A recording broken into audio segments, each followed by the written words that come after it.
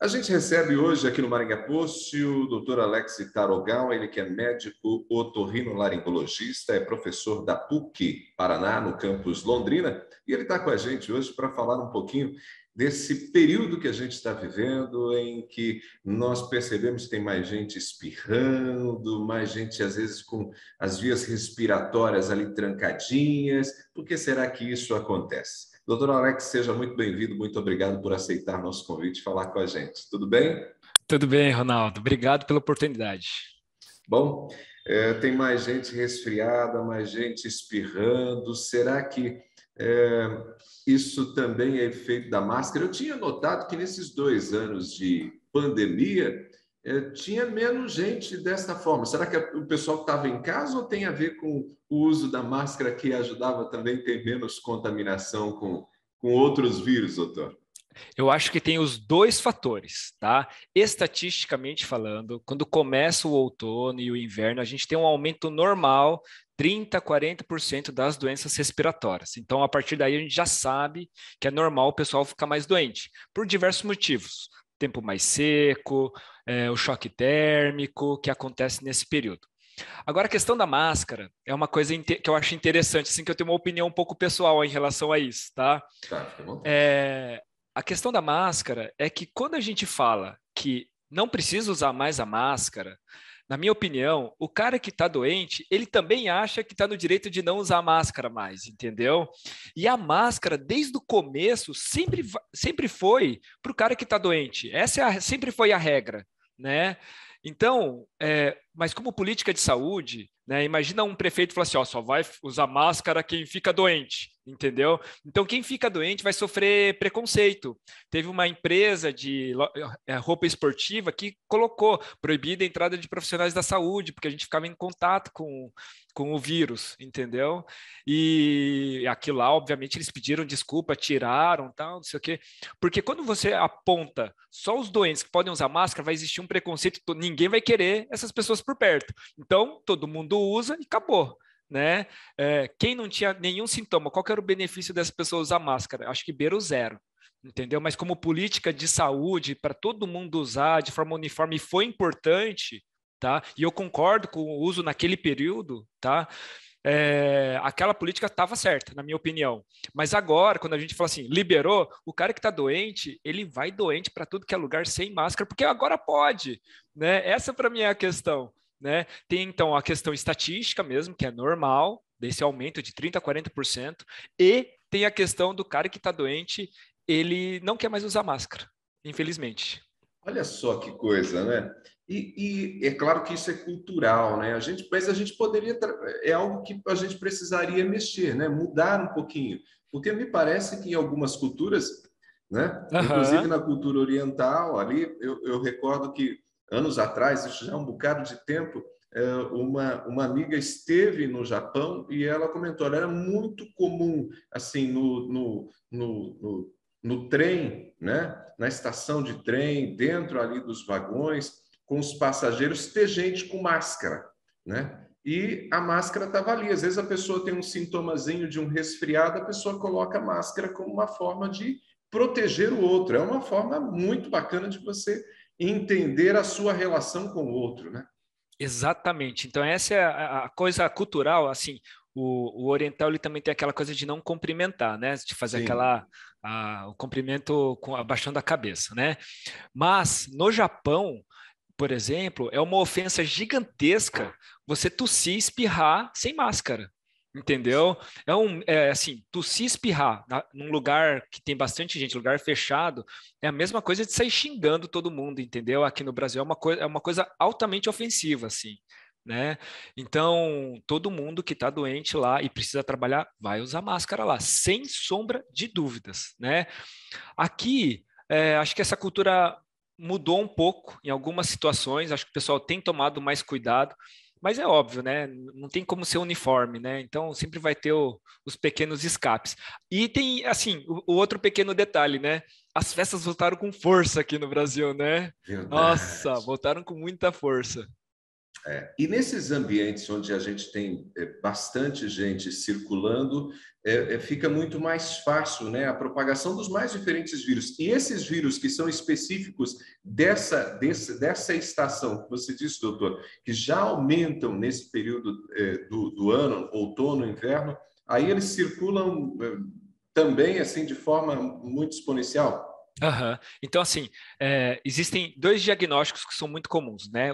A gripe e o resfriado. Basicamente, a gripe é representada pelo vírus do influenza.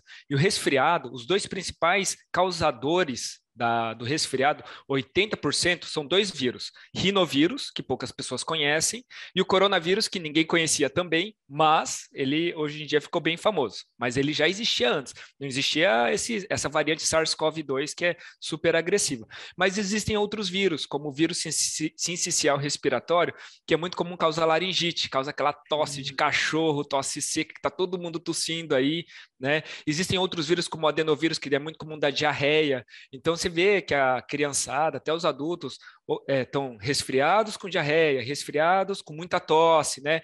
São essas variações do vírus. E os vírus, alguns vírus, a gente tem imunidade permanente, a gente entra em contato e nunca mais vai ter essa infecção. Tá? Alguns vírus, por eles apresentarem evolução, variantes, a gente vai entrando em contato, tendo uma imunidade temporária e vai entrando em contato com novos vírus.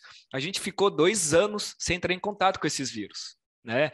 Então a gente está meio que zerado dessa imunidade. Então, qualquer contato bobo, né, a gente acaba contraindo a doença.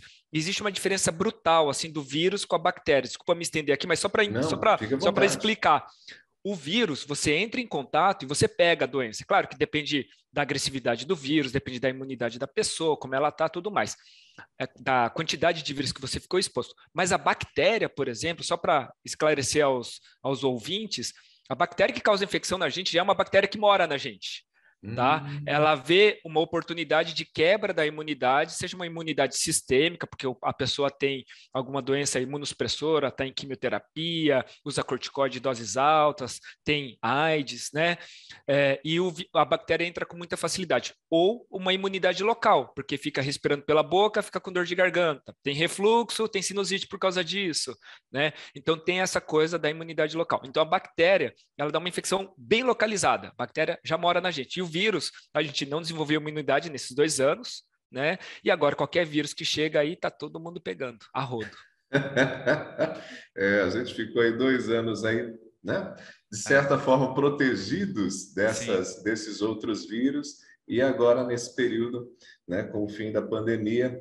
Mas esse também é um detalhe interessante, né? Porque qualquer pessoa que sente às vezes agora uma dorzinha de garganta, uma coisa assim, já pensa na Covid, né? É, acho que assim é normal pensar na Covid, acho que a gente tem que tocar a nossa vida, né? Eu acho que o que a gente tem que ter é o respeito ao próximo, né? Então, se você está doente, você tem a oportunidade de usar a máscara, né? Use a máscara para evite de sair para o shopping, para o cinema, lugares mais fechados, né? Tente trabalhar dentro de casa se for possível, né? Só que duas coisas ajudam agora para acabar um pouco o desespero, tá? A primeira coisa, graças a Deus, a vacinação foi muito boa, a adesão do brasileiro foi muito grande, né? Então ajudou muito naquela fase crítica e quem está vacinado tem tido uma resposta mais tranquila. E a segunda coisa é que as novas variantes são variantes bem mais tranquilas, né?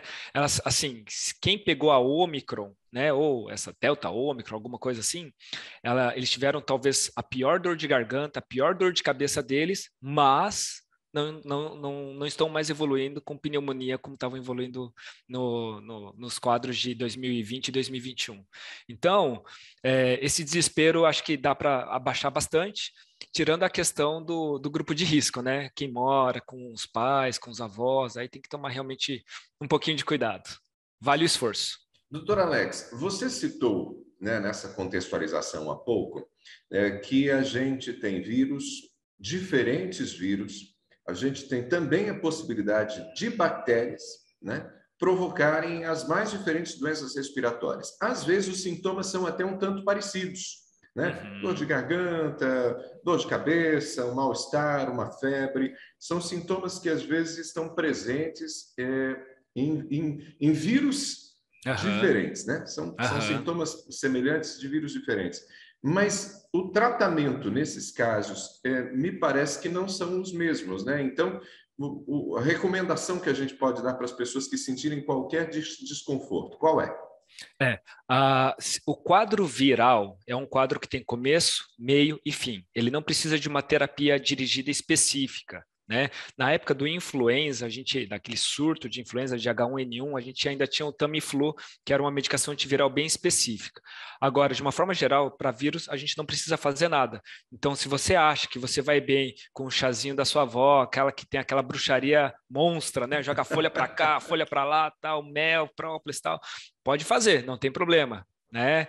Agora, para bactéria, o tratamento é com antibiótico, senão o quadro pode até complicar. Existe uma diferença, assim, brutal. Então, assim, o quadro bacteriano, de novo, é um grupo de bactérias que estavam num lugar e encontraram uma oportunidade. Então, é um quadro normalmente bem localizado, ou só dor de garganta, ou só sinusite, ou só pneumonia, diferente do quadro viral, que é um quadro bem espalhado, né? Da dor de garganta, da sinusite, da tosse, da coriza, da tudo. Tá? A outra coisa é que o quadro bacteriano ele tem uma instalação súbita, abrupta, né? A pessoa já sente febre pesada no primeiro dia, a pessoa fica de molho mesmo, né? Nesses casos, não adianta, assim, como existe o controle da prescrição de antibiótico, que a farmácia precisa reter uma via da receita, precisa procurar o médico para fazer o tratamento específico, não tem jeito. Tá? Agora, essas medidas mais básicas sempre vão ajudar. Lavar o nariz com soro fisiológico, tanto no quadro viral como no quadro bacteriano.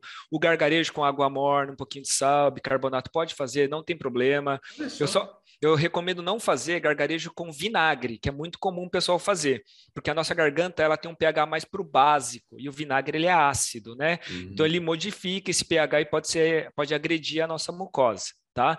Mas gargarejo com água morna pode fazer, tomar mel, próprio, essas coisas não tem problema. Passar Vick Vaporub, acho que o pessoal passa na sola do pé, sei lá o que o pessoal faz, não tem problema.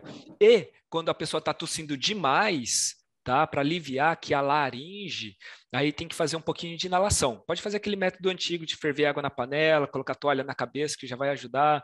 Hoje tem os inaladores que são práticos, tem os portáteis, tem os que grudam na parede, aí tem uma variação bem grande. O pessoal mais antigo usava, inclusive, eucalipto. Sim, porque dá essa sensação de frescor, né? Mentol, alivia bastante, né? Pode E usar. pode usar. Pode usar, não tem problema. Não tem nenhuma contraindicação, desde que você se sinta bem com isso. Legal. Doutor, me diz uma coisa. Esse período, como a gente está falando aqui, ele é bastante propício a essas doenças respiratórias. E me diz uma coisa. Tapetes, cortinas, o que a gente pode falar sobre isso daí? Tá. Aí a gente tem que pensar no que pode causar a inflamação da nossa via aérea, mais especificamente do nosso nariz, mais especificamente ainda a rinite alérgica, né? O principal causador da rinite alérgica é o ácaro. Tá? O ácaro, ele não entra no nosso nariz e causa a rinite. O que causa a rinite é quando o ácaro morre ou as fezes do ácaro, que eles viram pozinhos brancos, né? A gente bate na cama quando vai levantar poeira, alguma coisa, e sobe tudo, né? Sobe em suspensão. Então, assim, o ácaro, de uma forma geral, ele se alimenta de restos epiteliais, então descamação da nossa pele, nosso cabelo, nosso pelo do cachorro, né, onde a gente suor, então o ácaro vai se alimentar disso. Então, a nossa cama, nosso travesseiro, o sofá, o tapete vai ter uma quantidade bem grande de ácaro. Talvez a cortina nem tanto, tá? Mas o ácaro se alimenta disso. Então, eu gosto de dar o exemplo assim, se você passa a mão naquele armário e a mão sai preta, tá? Lá não tem ácaro, lá é poeira doméstica, lá não tem resto epitelial, Olha que legal. tá? Vai ter ácaro onde a gente fica, tá? Então, por causa da questão do tempo seco, que já irrita o nariz, né? A questão do choque térmico, que irrita o nariz, a gente ainda tem um terceiro fator para os alérgicos, tá? Que a gente tirar as roupas de cama, a gente tirar aquela roupa encostada, né? Que acaba subindo o ácaro não, os ácaros mortos, as fezes dos ácaros e acabam irritando bastante. Então, nessa fase, para quem já sabe que tem alergia, tá? É bom evitar o tapete, né? Comprar uma capa anti-ácaro para o travesseiro e para a cama, tá? E para a gente saber se a gente tem alergia ou não, existe uma dica, assim, tá? A característica clássica do paciente que tem rinite alérgica são os espirros em convulsão. O cara dá 5 espirros seguidos, né? Até uma coisa meio caricata, meio engraçada. Achei, achei, achei, achei, achei, né? E a outra coisa, quando você entra num lugar e espirra, né? Isso aí não é alergia. A alergia é um processo inflamatório que demora. Então você vai na casa da sua mãe, da sua sogra, 1h30 depois está lá você com coriza, espirrando. Isso aí é rinite alérgica. Infelizmente na casa da sua mãe tem ácaro. Entendeu? Ou da sua sogra, sei lá, alguma coisa do tipo. Mas isso demora 30 minutos, 1 hora para você começar a ter os sintomas. Isso é bem interessante, muito legal. E aí, vale aquela dica nesse período, pessoal que às vezes, né, tem cobertores, edredons, roupas de frio, de colocar às vezes no sol, essas coisas, são válidas essas dicas ou é mito? Não, tranquilo. O sol, ele ajuda a controlar a proliferação do ácaro. Ele não mata o ácaro, tá? Essa é a primeira coisa. Então, para evitar para valer as fezes e os restos dos ácaros, tem que ser capa, tá? Agora, se você deixar o ambiente úmido, aí o ácaro vai proliferar mais rápido ainda. Tá? Então, deixar no sol ou a janela aberta para o sol entrar sempre vai ajudar, né? Pelo menos para controlar a proliferação do ácaro, né? E eu gosto de dar um exemplo do pessoal que liga o umidificador à noite, tá? Do lado do travesseiro, por exemplo. Entendeu? Porque daí aquele vapor ele já cai direto na cama, no travesseiro, que vai ajudar a proliferar o ácaro. Então, quer deixar um umidificador? Deixa ele ligado no máximo 3 a 4 horas por dia, ligado no mesmo cômodo, no máximo, porque o excesso de umidade também faz mal. Esse excesso de umidade também pode ajudar a proliferar o ácaro, ainda mais se você deixar ele do lado do foco principal de ácaro, que é a cama e o travesseiro.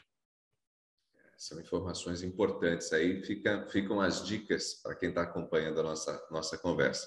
Doutor Alex, antes da gente fechar aqui o papo, gostaria de deixá-lo à vontade, quem sabe, para mais alguma orientação e principalmente se a gente tem algo que a gente pode fazer também no que diz respeito a melhorar a nossa imunidade, para a gente poder lidar um pouquinho melhor com esse período e se a gente, né, contrair um resfriado ou qualquer outra coisa, a gente possa lidar com esse período de forma um pouco mais tranquila. Você já disse, inclusive, que a bactéria pega a gente mais quando a gente está com a imunidade baixa, né? Então, o que a gente pode estar fazendo aí? Fique à vontade para dar algumas últimas dicas. Beleza, vou falar 3 coisas então, tá?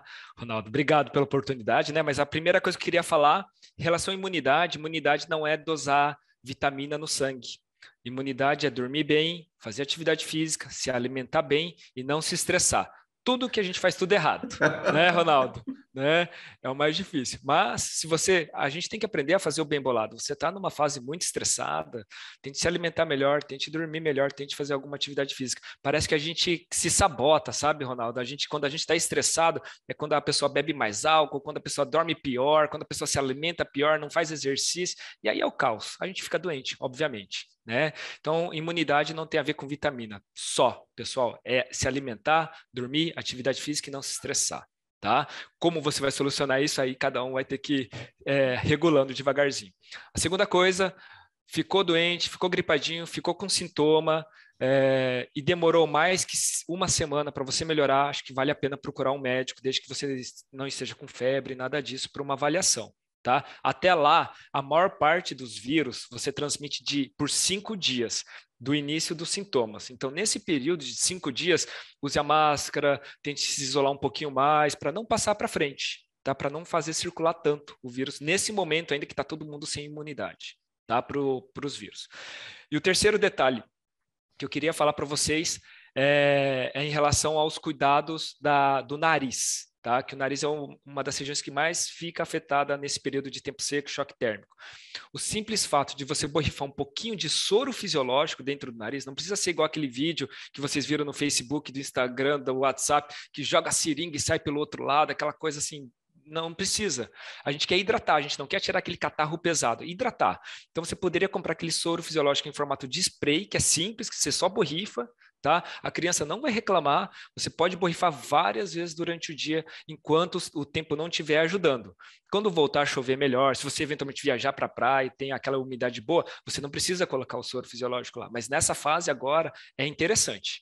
tá? Borrifar um pouquinho de soro fisiológico. Agora, deixa eu só assim fazer a parte da defesa da lavagem com a seringa. Se você está com muito catarro no nariz, seu filho está com muito catarro no nariz, aí sim, pega o soro com a seringa e lava, porque daí você precisa de volume para tirar esse catarro, tá? Mas no normal, para prevenção e para ajudar, só borrifar um pouquinho de spray, mais que suficiente. Ronaldo, os 3 recados dados aí. Muito Opa! obrigado, hein? Valeu, doutor. Mais uma vez, obrigado pela conversa boa aqui com a gente. Valeu, brigadão. Valeu mesmo. Conversamos aqui com o doutor Alexitaro Ogawa, ele que é médico otorrinolaringologista, é professor da PUC no campus de Londrina e falou com a gente um pouquinho sobre as doenças respiratórias desse período do ano. Mais uma vez ao doutor Alex, nosso muito obrigado e a você que acompanhou também a nossa conversa. Valeu mesmo, muito obrigado.